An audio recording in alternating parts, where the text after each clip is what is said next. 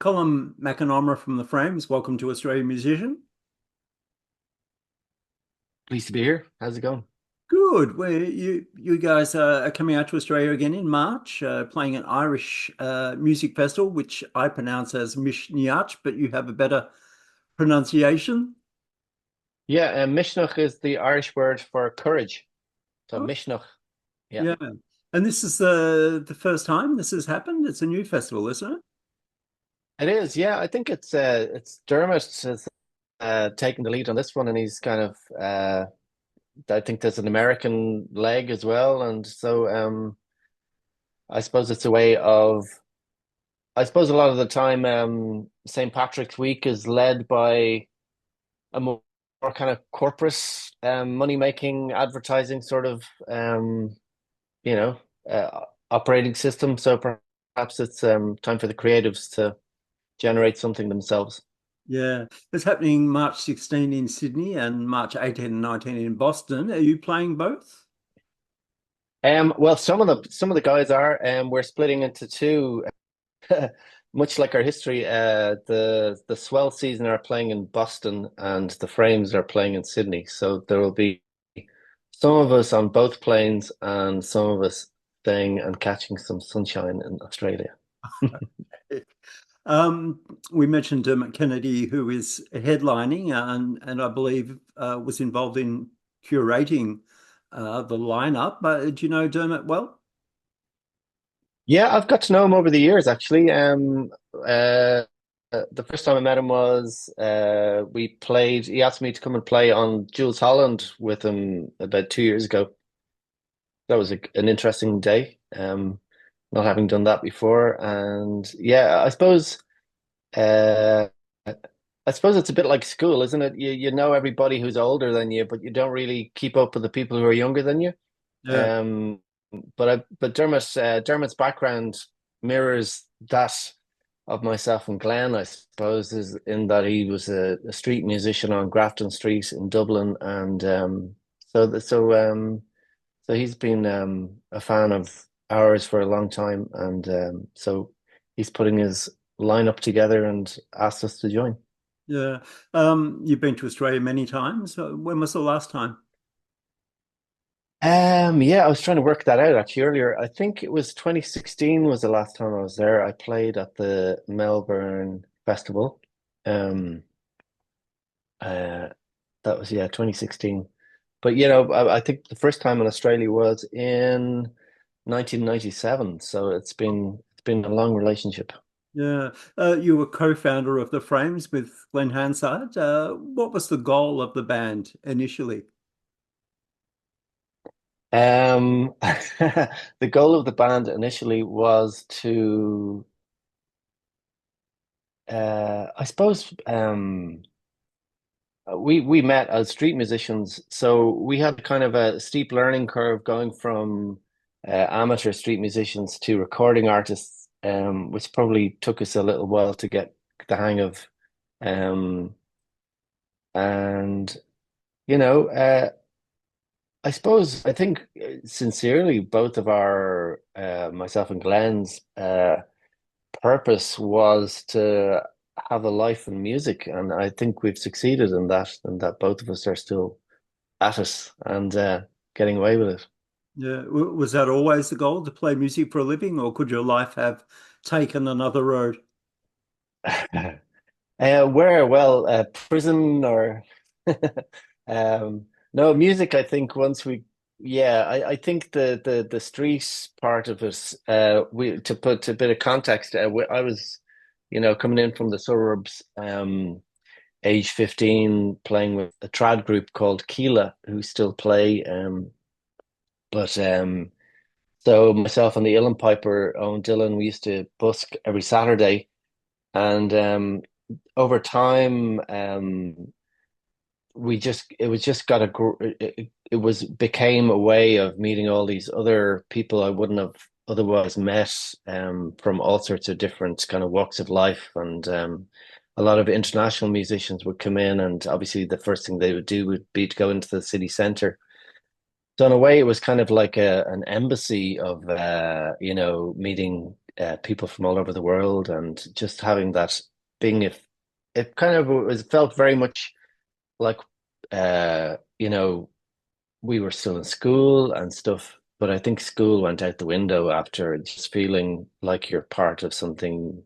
Um, it's like being in like real life, and so it's hugely formative, I think. And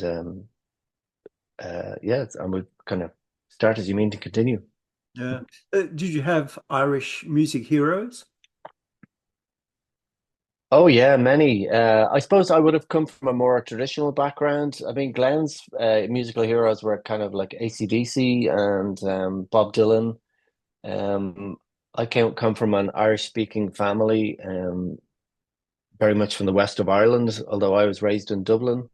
Um, so my dad was a sean-nós singer. Sean-nós is old style, so it's unaccompanied singing, which a lot of ornamentation and essentially it's the echoes of the bardic tradition. 300 years after the flight of the Earls, and so it's very much steeped in that and instrumental. My mum was actually comes from a kind of classical background, so I kind of joke that I came from a mixed marriage. Really, it was kind of classical on one side and very much traditional on the other. Yeah. The Frames have had a long and successful career. What are the some of the Frames shows that are embedded in your mind? Oh God, there've been so many. I suppose there would have been like I remember playing like festivals like Sasquatch in America. There've been it's been such a long time, the journey from 19 to as I am now, 53. So well, lots of, I mean, we our gigs over the past kind of 10 years have been quite sporadic, in that we get together to mark uh 5-year anniversaries, which seems to be the pattern of the past 10 years or so. But we've had incredible gigs, I remember like being on a bill with in the early days, in the early 90s, we would be playing in the UK, and the other people playing at the same time would have been like Radiohead and Blur and all that was going on. Memorable nights like in the Duchess and Leeds, where we ended up sharing a bill with what's his name, Marky from the Fall, doing a gig with the Fall. Um, a great musical festival in West Cork called Lissard, where we were there with John Martin and Nick Cave, and we toured in Australia as well with Dylan. So we did that was actually extraordinary, really, to spend 2 weeks on the road with Bob Dylan and around Australia and New Zealand, and so that's kind of like the stuff of dreams for a young man growing up watching Don't Look Back. There's a memorable occasion actually before that again, 10 years earlier, where we played this incredible festival in Waterford. It only happened once, and there was a lineup over a weekend, which included like Ray Charles and Van Morrison and Bob Dylan and Joan Baez and um, you know uh, many more. But I remember memorably standing next to Liam Clancy from the Clancy Brothers, and we were watching Bob Dylan's tour bus inch its way through the crowd towards the backstage area, and Liam was telling us all stories of Bob as a kind of a young fan of the Clancy Brothers who used to hang around at their sound checks and stuff. And so there've been so many uh, wonderful, it's lovely as you get older as well. I suppose you just it's part of a community. I think I definitely have a feeling of it's like kind of meeting fellow circus people that you have an instant rapport with, you know. Yeah. You mentioned Nick Cave before. You played or performed at the Shane MacGowan funeral, which was a big deal. It was telecast around the world. What were your memories of that day? Yeah, I mean that was kind of it was kind of like a chieftain's funeral, really. Yeah, it was quite this time last year, wasn't it? I mean, the anniversary was just the other day. It was an extraordinary day, I suppose. It's ironic that initially the playing position was supposed to be on the altar, and I didn't want to be, standing on the altar and kind of in the way. So in my kind of in my motivation to get out of the way, I ended up standing in the middle of the camera shot. So I unwittingly was broadcast around the world. But there was just about the day itself there was an extraordinary sense of just a unity of purpose and a celebration of Shane and his music. And I think uh, there was that sense of that there is that thing about music that it is so much something magical happens between audience and performer that's bigger than both put together, do you know? Yeah. Tell me about your main instrument. What is it and how did you acquire it? Yeah, it's an unusual. I have it here actually. It's for for means of it's a very unusual 18th century viol, which was made in Dublin circa 1770 or so, and it has five strings. So originally it would have had actually five double strings, and then it was modified to being five-string viola in 1900 or thereabouts. And then when I found it, it had two strings on it, and it hadn't been played for 60 years. So it was remarkable. A friend of mine, a luthier, had it on a sideboard as a kind of a curiosity, and I counted the strings, the pegs on it one day when I saw it, and I'd been playing a very ugly kind of one of those electric five-string violins that has no body, um, but it sounded decent. And so the idea of actually finding an acoustic instrument that had the same range was incredible. It was like finding a kind of a custom instrument that was made 250 years before you're born. So it's something else. Yeah. So how many instruments do you generally travel with? Well, actually, just this one, really. I'm I probably, there are a lot of people who are kind of horrified at the idea of traveling with a 250-year-old instrument, but these things are to be played. I mean, the idea of kind of wrapping it in cotton wool and in a vault somewhere, and they're remarkably hardy. They're remarkably um, durable objects. They last centuries longer than we do ourselves. Yeah. I've seen clips where the audience sings along with your violin solos. That must be very gratifying to hear. Yeah, I suppose Glenn is a very much a kind of a circus master when it comes to performance, and so he's the yang to my yin. So there's always a sense of kind of it's very frame shows are very joyous, which has been a great thing.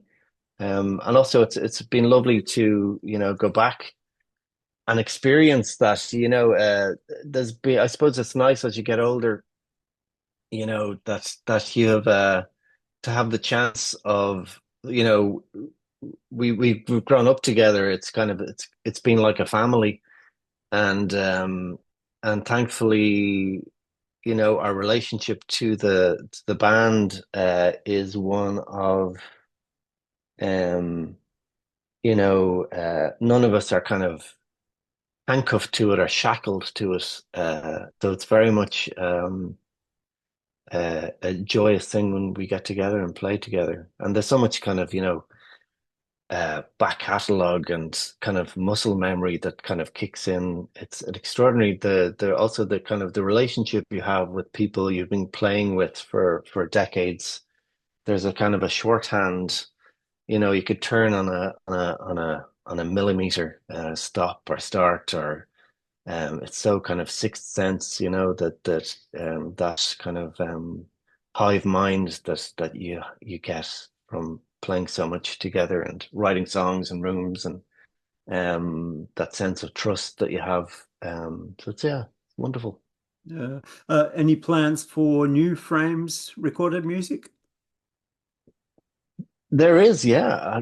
As it happens, we were to be just renting a house and doing some playing and in January, but I think that's been put back till later in the year. But that's very much on the cards. Yeah, I think we decided that we did a run of shows maybe last year, and we decided that it would be very easy to fall into kind of playing the old songs and um, you know playing to a lot of people, making a lot of people happy. But ultimately, I think it's always, what's the Dylan line? Those not busy being born are busy dying. So you need to be generating new stuff really to for it to be a kind of a feel like it's growing. Yeah. Do you have much happening between now and March when you come to Australia? Yes, indeed. I'm very busy at the moment. Thankfully, I at the moment I'm doing working on a soundtrack to a history of Ireland documentary for PBS and BBC. So that's 4 episodes, the history of Ireland in 4 episodes. So you can imagine how it's a whistle stop. And so that's what is it?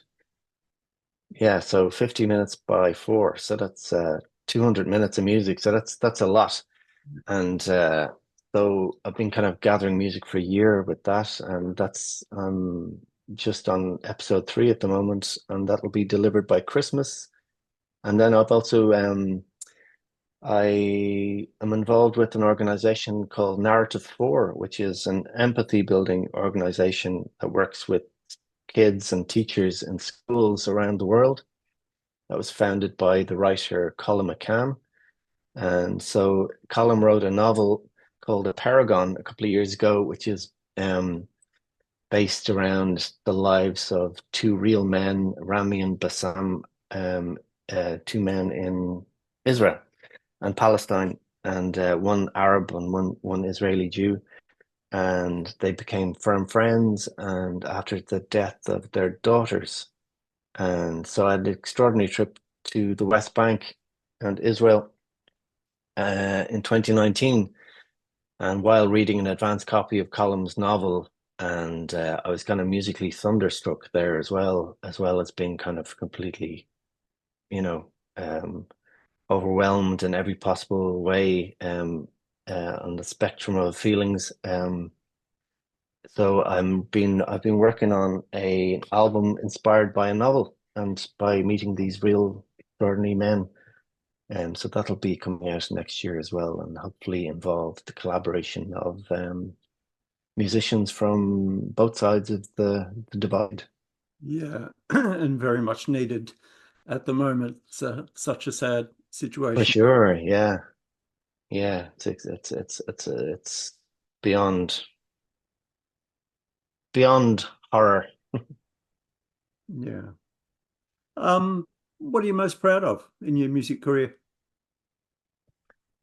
Um, I think I'm very proud of I kind of every now and again when I look at kind of photographs of how young we were when we began, I'm kind of proud of how kind of ballsy we were, and how uh how courageous and just and to survive the knocks. You kind of go in as it's a bit of a meat grinder. and it really hasn't got any better. If anything, it's got worse as regards kind of the collapse of the record kind of side of things. So, but yeah, I think resilience is something you grow with, and yeah, it's just been. I think we learned some lessons very early on, which is I think once you stay true to the music, you're going to be okay. I think once you value your kind of creative compass and set that at the heart of things, I think you can't go far wrong, really. Yeah. Well, Colm, Mm. it's been great to chat, and we look forward to seeing you on March 16 in Sydney. Thanks, Greg. Great to talk to you. See you then.